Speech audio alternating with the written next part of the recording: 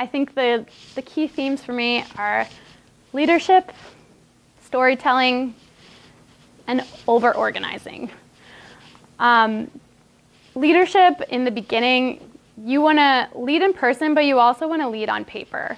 You want to be explicitly calling out who's owning what the feature flags are, when you're going to meet, when, like, every little detail that you can should be in one place so that everyone can find it. And I know that sounds so obvious, but it's so easy to lose track of.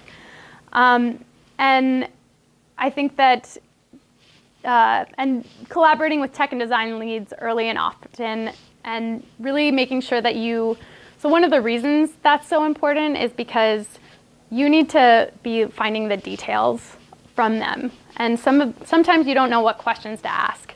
And the sooner you're working with those people, the more you can pull out those details from them.